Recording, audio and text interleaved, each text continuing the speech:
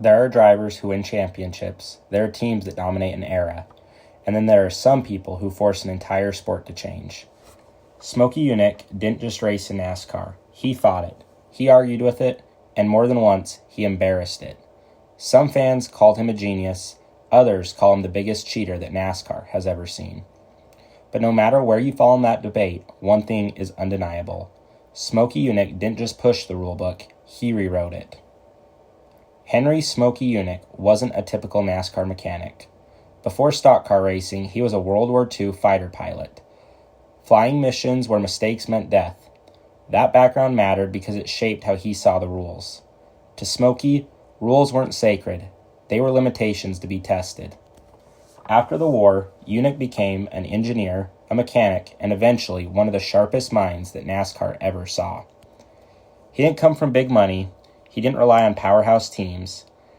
What he had was something far more dangerous, an understanding of physics, fuel, airflow, and human assumptions. And in early NASCAR, assumptions were everywhere. To understand Smokey Yunick, you have to understand NASCAR at the time. In the 1950s and 60s, NASCAR's rulebook wasn't airtight. It was pretty thin, vague, and constantly evolving. Rules told teams what they couldn't do, but rarely explained what they could do.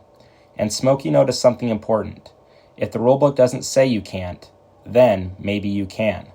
That philosophy would define his entire career. While other teams tried to build faster engines, Smokey looked at fuel delivery, at weight placement, and at airflow, and places where inspectors didn't even think to look. And that's where the legend began. This is where Smokey Yunick's name became infamous. One of the most famous stories involves the fuel tank. NASCAR limited fuel tank size, but Smokey realized something clever. The rulebook limited the tank, but not the fuel lines. So Smokey ran oversized fuel lines, effectively creating extra fuel capacity outside the tank itself. When NASCAR inspectors tried to penalize him, Smokey argued the fuel isn't in the tank. And to be fair, he was right. And then there's the legendary 11/8 fuel tank story where Smokey allegedly built a tank larger than regulations, confident NASCAR wouldn't bother measuring it precisely. Whether every detail of that story is exaggerated or not, the message stuck. Smokey was always a step ahead. He also played with hidden weight placement, movable components, and creative interpretations of stock parts. And every time NASCAR closed a loophole, Smokey found another one. To NASCAR officials, it was infuriating. To fans, it was fascinating. When people talk about Smokey Yunick cheating, they aren't just talking about generalities. There are specific races and moments that helped him build this reputation. One of the most famous examples came at the 1966 Daytona 500. Smokey was the crew chief for Curtis Turner, who I also did a video on, who he eventually got banned by NASCAR. Eventually he ended up reinstated, but that's another story you can watch on my channel. And after the race, NASCAR inspectors swarmed the car. What they found shocked them. The fuel tank appeared to be legal, but the fuel line itself was nearly 2 inches wide, which was far larger than anything NASCAR inspectors had ever seen. Smokey had essentially turned the fuel line into an auxiliary fuel tank. NASCAR officials argued it violated the spirit of the rules. Smokey argued it violated nothing that was written down.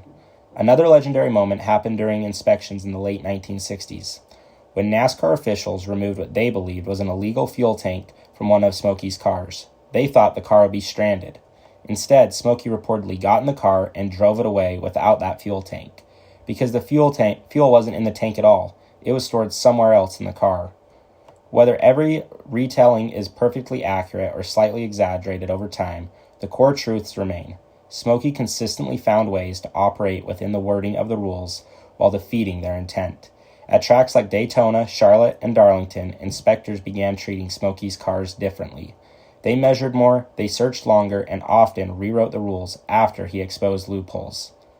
By the 1970s, NASCAR's rulebook hadn't just grown thicker. It had grown largely because of what Smokey Yunick had been doing. Smokey often openly criticized NASCAR leadership. He argued with officials and challenged these penalties publicly. In many ways, Smokey had become the face of something NASCAR hated, a man who proved the rulebook wasn't enough. And some teams quietly copied his ideas, and others would avoid him entirely. And NASCAR, they tightened the rules and expanded inspections, and slowly closed the thin lines that Smokey thrived in. So here's the real question. Was Smokey a cheater? Or was he simply smarter than the way that the system worked? Smokey didn't just hide what he believed. He once famously said the words to the effect of, "If it doesn't say I can't do it, then I can." That mindset forced NASCAR to grow up and change. Modern NASCAR rulebooks are massive, detailed, and incredibly specific. This is in part because men like Smokey Yunick exposed every weakness in the early system. If you call him a cheater, you're not wrong. And if you call him a genius, you're also not wrong. And that maybe is what makes Smokey Yunick so important. He existed in the gray areas where innovation, rule breaking, and progress all overlap. Smokey Yunick didn't win NASCAR's championships the way legends like Petty or Earnhardt did, but he left something arguably bigger behind. He forced NASCAR to evolve in ways that other drivers didn't.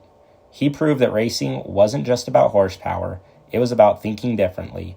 And whether you love him or hate him, NASCAR today wouldn't be the same without Smokey Yunick.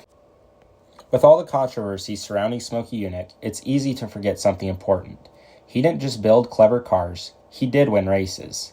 Smokey was primarily known as a car owner and crew chief, not a full-time driver. The teams he ran for were often underfunded compared to factory-backed operations. Even so, he still had some impressive results. Between the 1950s and early 1970s, Smokey Yunick prepared cars that earned over 50 NASCAR Cup Series wins as an owner and mechanic. Multiple victories were with some top drivers from the time like Fireball Roberts, Curtis Turner, and Herb Thomas. He had back-to-back Daytona 500 wins with Fireball Roberts in 1962 and 1963. Those Daytona victories were huge. At the time, the Daytona 500 was already becoming NASCAR's most important race, and winning it twice in a row cemented Smokey's reputation as one of the sharpest minds in the garage.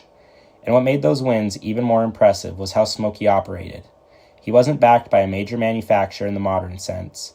He didn't have endless resources. He relied on his own engineering, preparation, and exploiting every gray area he could.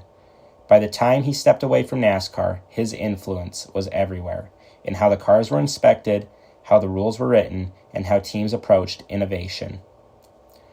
Smokey Yunick didn't fit neatly into NASCAR's story. He wasn't a clean-cut champion, he wasn't the corporate-friendly face of the sport like many other drivers, and he certainly wasn't easy to control. Smokey exposed weaknesses, not just in cars, but in the systems that NASCAR had. He forced them to define their rules instead of relying on assumptions, and he helped transform stock car racing from a loosely regulated sport into a professional one. So do you think Smokey was NASCAR's biggest cheater, or was he simply the smartest man in the garage operating in a sport that just hadn't caught up yet? If you like deep dives into NASCAR's forgotten stories, controversies, and legends, please consider subscribing to my channel. There's plenty more stories like this buried in the garages.